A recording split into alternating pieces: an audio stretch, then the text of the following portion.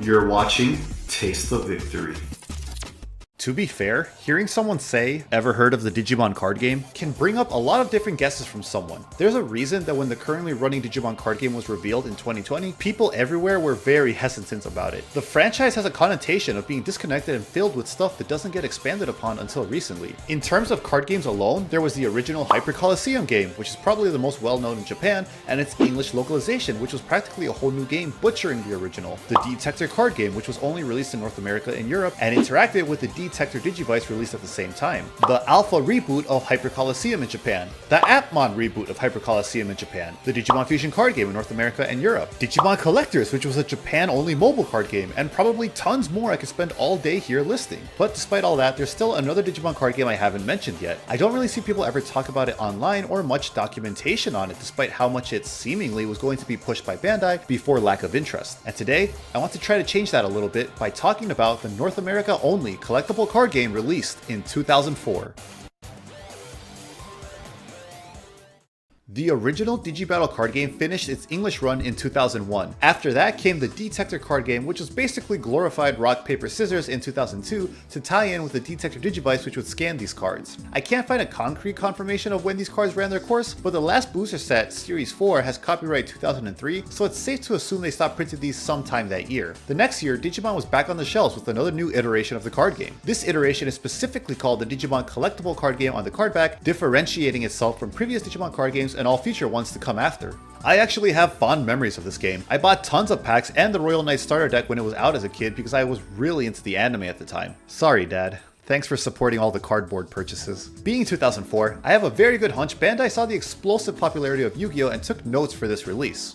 To play, you need a deck of at least 50 cards with no specified upper limit. In this game, there are 4 different card types: Digimon, Digidestined, Digivolve, and Digimodify. Digimodify are basically Yu-Gi-Oh! Spell cards that can be used during the specified timing on the card.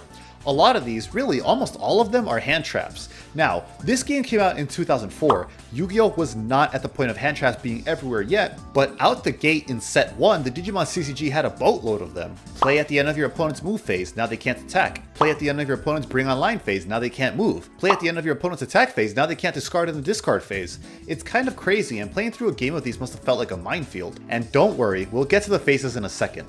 The Digidestined cards are quick play hand trap-like cards that give you a temporary attack or defense boost in the attack phase. The game field has 4 zones: the online pile or your deck zone, the offline pile or your graveyard, the attack row, and the Digivolve row, and both rows have a max of 4 Digimon. Cards come into play in the Digivolve row. You can also move back to the Evolve row from the attack row. You can only Digivolve to the corresponding Mon in the Digivolving row, and any effects of the card can only activate in the attacking row. This is also the only game I can think of where the cards specifically reference the field as your playmat. Genuinely, can anyone tell me another game that does that in the comments? I thought that was really funny. Like the current Digimon card game, every Digimon has a level ranging from Rookie to Mega. Unlike the current card game, each Digimon has an attack and defense stat in the 1000s going up by 100. Wonder where that's from. There are also specifically laid out evolutions, so no, you can't just Digivolve a champion over a rookie. It has to specifically be Greymon over Agumon or any other Digimon named in its evolution box. This is actually something a lot of old Digimon card games and even fan games of the time did. It can certainly lead to a clunkier game, but they usually had cards or other ways around it. This game also tries to have ways to get around it, but they're okay at best. One of those being this game's 6 phases. There's the draw phase where you draw 2 cards instead of the traditional 1.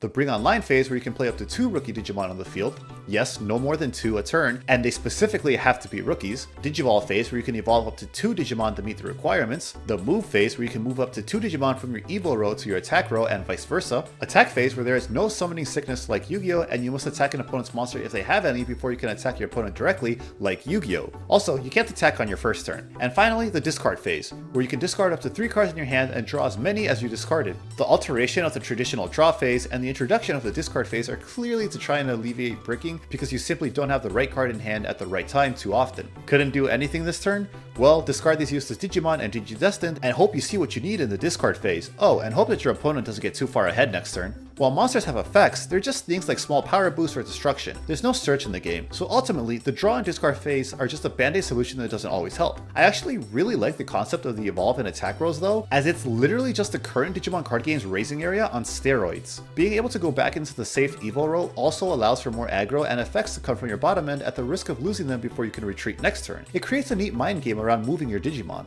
Unfortunately, the game does this annoying thing I hate in battling card games where you're trying to increase your points to win instead of decreasing your opponent's life. In this game, you battle it out and gain data points. When you attack a Digimon, you compare your attack power to their defense power. If you're stronger and the monster is destroyed, you add the difference in power to your DP total. The first player to reach 7500 DP wins. Not sure why they went this route when that was one of the biggest complaints about the changes to the original Digibattle card game, but thankfully it's not as poorly handled here as it was there. Just weird when you go to do a direct attack and of course you're ready to subtract the attack from your opponent's life points, but no, you add the attack to your points instead. Why?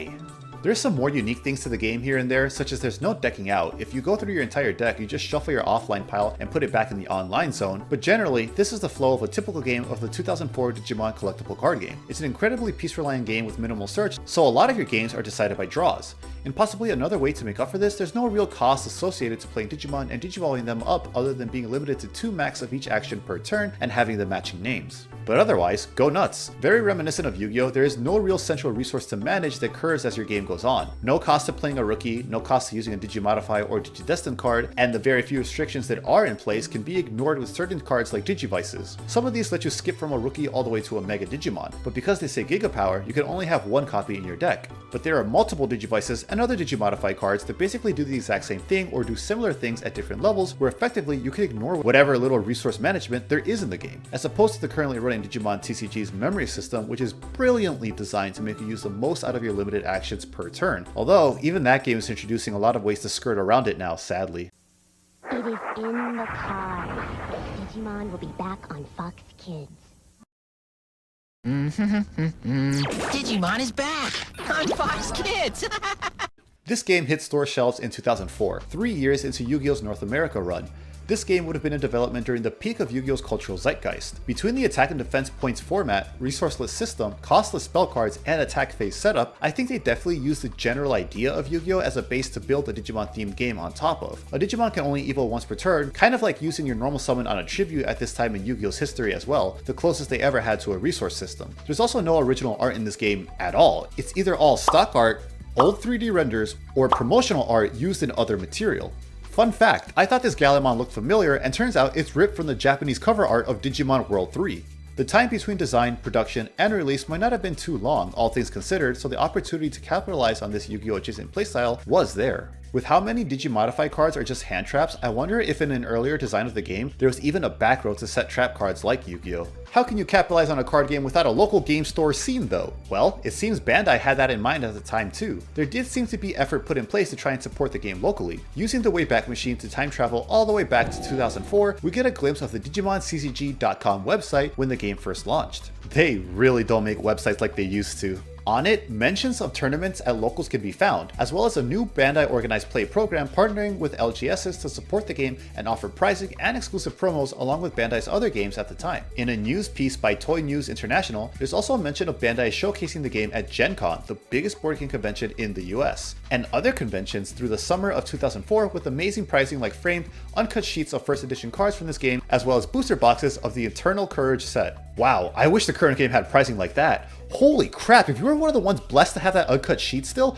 please contact me. There's no images of these online anywhere. The lack of local support and focusing almost exclusively on big box stores is one of the reasons commonly cited for the failure of the first 1999 Digimon card game in the West. So it's really great to see Bandai was learning from their mistakes here and continue doing so to this day with robust support for turning systems with the current Digimon card game. Unfortunately, it wasn't enough for this 2004 game. The Digimon CCG would only make it to 4 total booster sets before being discontinued. Operation X, the 4th set in the Digimon CCG, was the last one this game would ever see.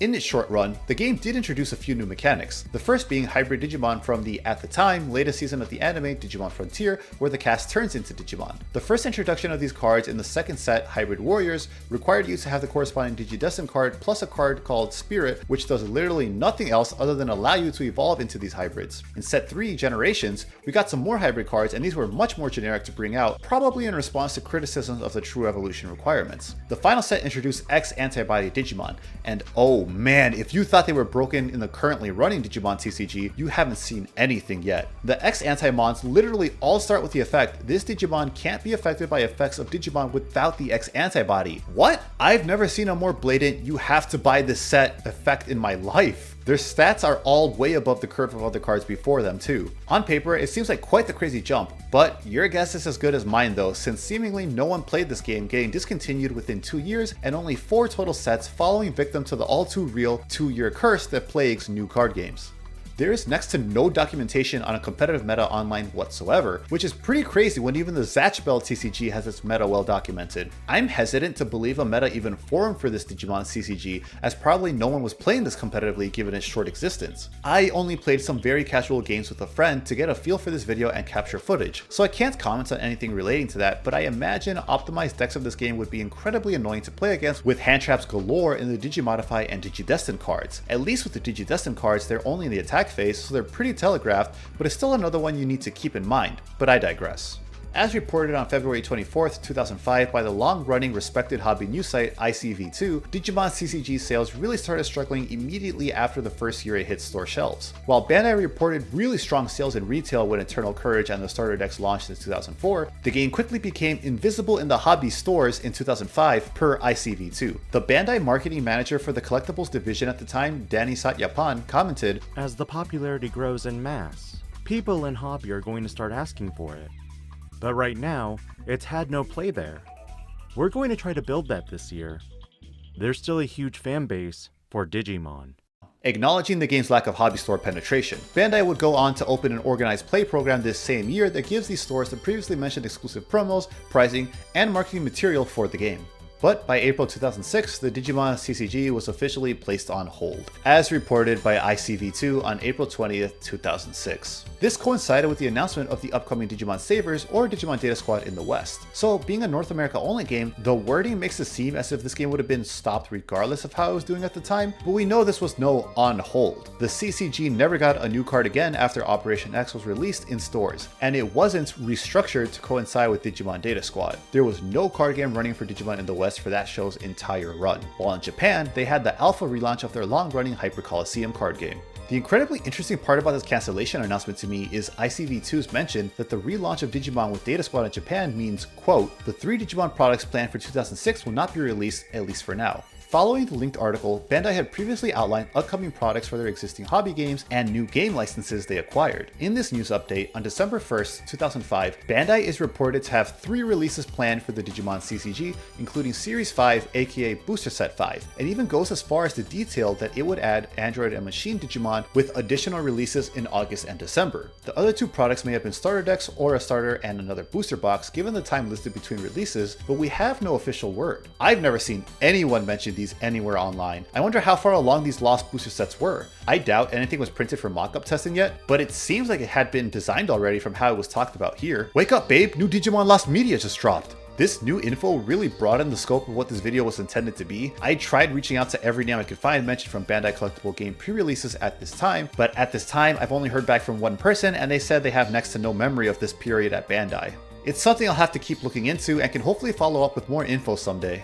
Overall, I respect the game's attempt to stick to the theming of Digimon. It might not be the best execution of it, but there are good ideas buried in it that kind of live on in the current Digimon TCG, unintentionally or not. As a kid, I didn't really care that the art was all stock. I was freaking 7. I didn't know what that meant. The posters were dynamic and the monster designs were sick. I had a ton of these, and thankfully some survived all my moves growing up. Looking back on it for this video now though, there's a lot of issues that hold it back from being great. Many of these could have been probably ironed out with some more time too. I actually still really like the card frame of this game. It's easy on the eyes, unique, has a nice color scheme, and clearly highlights all the info you need to use for the game. I love it and would dream of seeing a special set of the current Digimon card game reuse it like they did for the Classic Collection. The game even does this cute thing where before listing the effect, it will list the Digimon's signature attack like Pyrosphere for Guilmon. I don't understand why the current Digimon card game got this one wrong. As mentioned at the top of this video, this game was North America only. I wonder if that contributed to pulling the plug on this game so early, as in the North America release serving as a beta test, and if it had done better, release it in Europe and other countries. Unfortunately nowadays, this game is just forgotten trivia. None of these cards are too expensive on secondhand sites. The difficulty just comes in someone actually bothering to list the cards. The only really expensive stuff comes from the high rarities of the last two sets and the few promo cards. Only 5 promo cards were ever made for this game: Dorumon, Omnimon X Antibody, Malomyotismon, Goldtramon, and Chaos Gallantmon. Of those 5, after searching everywhere high and low, I've only been able to find how 2 of them were obtained. Dorumon came with Digimon World 4. You wouldn't know it nowadays though, since for some reason the ad for the card was put on the back of the box as opposed to Yu-Gi-Oh games putting them front and center. Chaos Gallantmon is the most common and cheapest out of these promos. He was given with the purchase of at least $10 of Digimon CCG product at participating local game stores. It came in a larger pack of promo cards for each of Bandai's running card games at the time to celebrate the launch of Bandai's new partner program for LGSs. Hello, this is Tasty RC from the future. While grabbing footage for the Digimon CCG website portion of this video, I accidentally found how Malice Myotismon was given away as a promo. It was exclusive to a 2-pack sold only in Targets. This was on the front page of the Digimon CCG archive site of the Wayback Machine, so again, Wayback Machine is an invaluable tool, please support them. Out of all these promos, Omnimon X is likely the most expensive card in this game, going for nearly $400 when it shows up on auction sites. Unfortunately, we have no idea how the rest were obtained, but it's been speculated they were given out at events like cons. Using the invaluable tool that needs to keep existing of the Wayback Machine again, Bandai's webpage for their organized play program states there's a points system to reward team members, and that includes promos you can redeem the points on. It's possible that one or more of the remaining promo cards were one of the rewards. When talking to people about this game while preparing for this video, I got next to no one knowing about this game when I brought it up, and there is so little documentation for the game online. I could only find one site with the rules after hours of searching. Shout out to Cyberdramon's digital index. Hope this helps someone. Yes, Cyberdramon, this did help someone, bless your soul. And only one YouTube video that actually gives the game a good overview. Shout out to Card Game Crypt, check them out. So as an excuse to get a little nostalgic, I also wanted to try to bring this game a bit more attention. Although I guess this ended up being deeper than intended with each stone I turned over. I'm gonna be looking for info on those cancel sets on and off for years now, oh boy. It's a cute little footnote in Digimon's history. The franchise has produced way worse card games, and I had fun taking this trip down memory lane. I hope you guys also enjoyed the video, and again, if you have any of the info or leads on some of the stuff here, I would really appreciate hearing from you. Thank you so much for watching, and I'll see you guys in the next one. Until then, remember to stay hungry until you get a taste of victory.